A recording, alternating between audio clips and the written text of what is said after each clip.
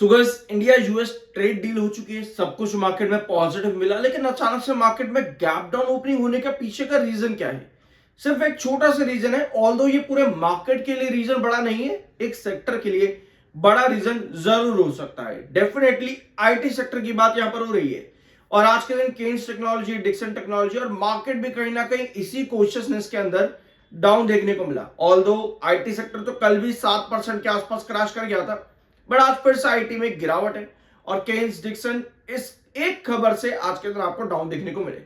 Keynes का video हमने कल के दिन लिया था, आज डिक्सन टेक्नोलॉजीज के बारे में डिस्कस करेंगे। सब्सक्राइब जरूर कर देना आगे जाने से पहले।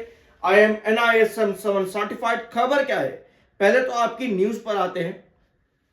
डिक्सन एंड केन्स टेक्नोलॉजी आज के दिन 4% के आसपास की गिरावट पर चले जाते हैं। इनका रीजन क्या है? Shortfall in memory chips. Memory chips में शॉर्टफॉल होना ये एक बड़ा रीजन है। लेकिन आप कहोगे भाई मेमोरी चिप्स में शॉर्टफॉल अगर हो रही है तो क्या इन कंपनीज ने पहले नहीं खरीद रखा था, जो अचानक से इनको खरीदने के लिए गए और मार्केट में मिले नहीं इनको चिप्स? ऐसा नहीं है, क्योंकि ये शॉर्टफॉल जो है बताया जा रहा है कि ये शॉर्टफॉल चल सकता है 2026 पूरा और 2027 जाते जाते ये शॉर्टफॉल आपका कंटिन्यू रहेगा। इसका इंपैक्ट सीधा सीधा आईटी सेक्टर पर पड़ता है, एआई टेक्नोलॉजी पर पड़ता है, सेमीकंडक्टर इंडस्ट्री पर भी इसका डायरेक्ट इंपैक्ट पड़ता है। सो ये एक रीजन है कि क्यों मार्केट आज के दिन गैप डाउन ओपन होता है और आईटी सेक्टर में पिछले 2 सेशन में क्यों गिरावट देखने को मिली है। ऑल्दो केन्स और डिक्सन कल के दिन अच्छे थे, बट ये मार्केट में जैसे ही न्यूज फ्लरिश होती है शॉर्टफॉल ऑफ चिप्स को लेकर के, आपके दोनों ही स्टॉक्स में आज नेगेटिव इंपैक्ट देखने को मिलता है। ठीक है, अब आते हैं मार्केट एक्सपर्ट्स पर, जो कि डिक्सन टेक्नोलॉजीज में ऑलरेडी अपने टारगेट्स काफी कट कर चुके हैं। मॉर्गन स्टैनली का अब यहां पर नेगेटिव यानी कि बेयरिश रिव्यू आ रहा है डिक्सन टेक्नोलॉजीज को लेकर के। According to Morgan Stanley underweight की रेटिंग इन्होंने यहां पर रखी है और होल्ड की रेटिंग इन्होंने रखी है होल्डिंग के लिए। ठीक है, टारगेट दिया है 8,157 रुपए का मॉर्गन स्टैनली ने। और इसके पीछे के रीजन कुछ खास नहीं है, मतलब कि जब मॉर्गन स्टैनली ने कल के दिन ये अपडेट दी थी कि टारगेट जो है 8,157 का रहेगा, तब मार्केट में ये अपडेट्स नहीं थी कि शॉर्टफॉल चल रही है किसी भी तरह की चिप्स को लेकर के जिसका इंपैक्ट आईटी सेक्टर पर पड़ेगा। लेकिन ये टारगेट इनका इस शॉर्टफॉल से पहले आया है मॉर्गन स्टैनली का डिक्सन टेक्नोलॉजी को लेकर के। केन्स टेक्नोलॉजी में 6,155 का टारगेट है इनका। तो दोनों में ही आप ये चीज समझ लेना कि इन सभी मार्केट एक्सपर्ट्स ने पहले टारगेट कट किए और फिर थोड़ी बहुत तेजी देखते हुए बढ़ा दिए। और मॉर्गन स्टैनली ने अभी भी डाउनवर्ड ट्रेंड का ही टारगेट दे रखा है डिक्सन टेक्नोलॉजी के अंदर। सो ये बड़ा कंसर्न कहीं ना कहीं उठ करके आ जाता है। अब क्या तेजी वापस से देखने को नहीं मिलेगी 2027 तक? ये कहना थोड़ा मुश्किल रहेगा, लेकिन मार्केट के लिए क्योंकि सेक्टर पर ही इंपैक्ट है तो मार्केट सिर्फ सेक्टर को लेकर के अभी चलेगा। मतलब ओवरऑल पूरे मार्केट में आपको गिरावट देखने को नहीं मिलेगी शायद, बट एक सेक्टर पर इंपैक्ट भारी देखने को मिल सकता है जो कि आईटी सेक्टर है। ठीक है, अब इससे एक चीज और होती है कि जो आपका एआई टेक्नोलॉजी है और जो भी कंपनी एआई टेक्नोलॉजी में आगे जा रही थी उनके लिए थोड़ा सा सेटबैक क्रिएट हो जाता है यहां पे। सो ये एक नेगेटिव इंपैक्ट पड़ेगा इस पूरे सेक्टर के ऊपर।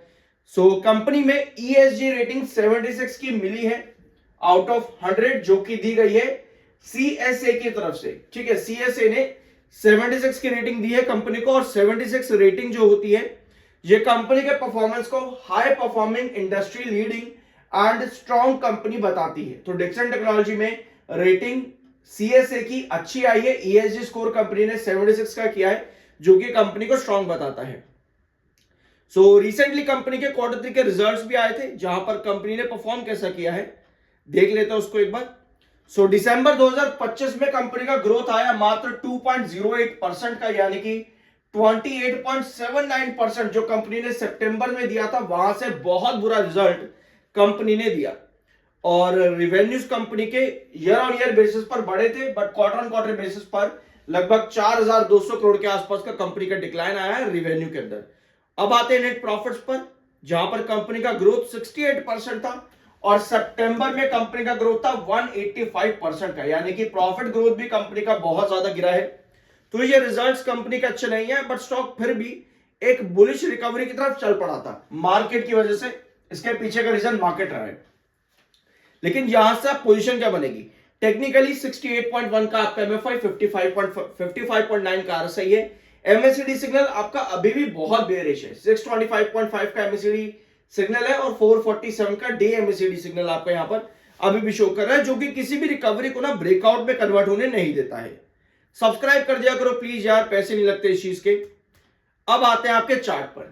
आज जहां पर और कल के सेशन में जहां स्टॉक ने रिजेक्शन फेस किया है, ये है 11,650 का इंपॉर्टेंट रिजेक्शन पॉइंट। लेकिन भाई यहां पर रिजेक्शन लेने का मतलब क्या बनता है, क्योंकि पहले स्टॉक ने 2 बार इस ट्रेंड पर बेस बना करके रिकवरी बनाई है, ठीक है, और इसी वजह से यह आपका हो जाता है 16,150 का important rejection. So coming session में भैया यहां टिकना बहुत ज्यादा जरूरी रहेगा। अगर हम शॉर्ट में चार्ट को यहां पर देखेंगे, अभी अगर आप इस पूरी पोजीशन को देखें तो आज की कैंडल अच्छी है, आज की कैंडल अच्छी है, बट हमको चाहिए यहां पे कि एटलीस्ट ना स्टॉक कमिंग सेशन में हिट करे रेगुलर बेसिस पर 11,150 को। तो इस तरह की पोजीशन हमको चाहिए होगी स्टॉक के लिए। अब आप ऐसे कई सारे व्यूअर्स को कमेंट आते हैं कि भाई डायरेक्ट बता खरीदे या बेचे। एक चीज बहुत ध्यान से सुनना, हमें जरूरत क्या है। क्या होता है ना, कई बार स्टॉक में एक सेशन तेजी दिखी, अगले सेशन गिरावट और अगले सेशन पर तेजी आ जाती है।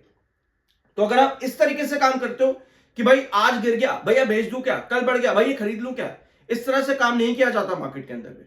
मार्केट में देखना यह जरूरी होता है कि भाई जिस ट्रेंड पर मैं आज हूं, यहां पर आगे क्या पोजीशन बन सकती है, 4 सेशन, 5 सेशन, 10 सेशन की, उसके हिसाब से काम किया जाता है। अगर आप हर दिन सुबह सुबह उठोगे भैया आज क्या हुआ मार्केट के अंदर बताइए जरा, अच्छा गिर गया ओहो बेच दे, अच्छा बढ़ गया खरीद ले, इस तरह से काम नहीं किया जाता भैया कि हर दिन सुबह उठ करके हम आ जाए और देखें कि भैया आज बढ़ा है यहां पर गिरा है, अभी के अभी डिसीजन ले लेते हैं। ऐसे काम नहीं होता है। काम होता है कि किस ट्रेंड पर क्लोजिंग आ रही है, वहां पर चार्ट क्या शो कर रहा है। ये चार्ट असल में बुलिश चार्ट है, बट न्यूज खराब है। अगर न्यूज खराब है तो ऐसे में आपके पास इस खराब न्यूज पर भी इस तरह की कैंडल बनना जरूरी है 11,650 पर, ताकि आप सस्टेन कर सको खराब न्यूज पर भी। यानी आपको ये चीज क्लियर नजर आ रही है कि भाई 4 सेशन अगर मैं यहां टिक पाता हूं तो मैं ब्रेकआउट के लिए जाऊंगा, जिसके बाद मेरा नेक्स्ट जो रिस्ट्रिक्शन पॉइंट आता है वो आएगा पहले तो 12,070 पे 12,070, और उसके बाद आता है 13,200 पे, ठीक है। तो ये इस तरीके से काम किया जाता है कि मेरे को पोजीशन क्या बनानी है, रादर देन कि एक सेशन बढ़ा अगले सेशन गिर गया भैया पैनिक होकर के डिसीजन लेने बैठ गए हैं। इस तरह से नहीं होता। और फिर आपको यह पता होना चाहिए कि मान लो यहां से गिरावट आती है, इस तरह की पोजीशन नहीं सस्टेन कर पाती तो कहां तक गिरेगा, जैसे 10,900 ये आपका बेस 10,900, क्रूशल बेस आपका है 9,300 का। तो इस तरह से आपका काम होता है मार्केट के अंदर। आपको यह देखना है कि भाई आज जो कैंडल क्लोज हुई है क्या ये मुझे 11,600 पर हैंगिंग बेस दे पा रही है इस तरीके से, यहां पर नहीं दे रही भैया, रिजेक्शन आ रहा है तो मैं अपना प्रॉफिट बुक करके एग्जिट करूंगा ना। क्लियर है, मतलब क्लैरिटी मिल रही है आपको कि भाई यहां पर नहीं टिक पा रहा है स्टॉक, तो भैया यहां से गिरावट आ रही है तो भाई मैं अपना एग्जिट कर जाऊंगा ना, क्योंकि मुझे रिक्वायरमेंट ये है ताकि मैं ब्रेकआउट के लिए जाऊं 13,200, 12,070, ताकि मैं ब्रेकआउट पर जाऊं। लेकिन वो रिक्वायरमेंट अगर कंप्लीट नहीं हो रही तो भाई क्लियर है कि मुझे क्या फैसला लेना चाहिए। सो आई होप कि इस सवाल का जवाब जो आप लोग बार बार कहते रहते हो कि भाई बता खरीदे या बेचे, वो तो देखो मैं आपको नहीं कहने वाला कि भाई देखो खरीदो, और ना ही आपको मैं ये कहूंगा कि भाई सुबह उठे और पैनिक करके एग्जिट एंट्री कर रहे हैं, बस इतना ही करे जा रहे हैं, कुछ समझ कुछ आ नहीं रहा है। चार्ट्स को सही तरीके से समझना सीखो। आज जो कैंडल बनी है उसके बाद क्या पॉसिबिलिटी आ रही है, क्या वो नेगेटिव कैंडल है, अगर नेगेटिव कैंडल है बट स्टिल चार्ट स्ट्रॉन्ग दिख रहा है तो उसके बावजूद भी क्या रिजेक्शन पॉइंट है जहां पर स्टॉक का सस्टेन करना जरूरी है, ताकि आप अपने डिसीजन को सही इवैल्यूएट कर पाओ। रादर देन कि एक सेशन गिरा अगले सेशन फिर बढ़ जाएगा, फिर आप कहोगे अरे यार मैंने तो कल निकल गया था अब बढ़ गया ये, तो अब मैं क्या करूं। तो बेटर ये होता है कि पूरे पोजीशन को समझना कि चार्ट हमको क्या दिखा सकता है, इवैल्यूएट उसको करना, उसके बाद में डिसीजन लेना। आई होप कि ये वीडियो आपको अच्छा लगा होगा और कुछ सीखने और जानने को मिला होगा। सब्सक्राइब जरूर कर देना। I am NISM 7 certified. मिलता अगले वीडियो में।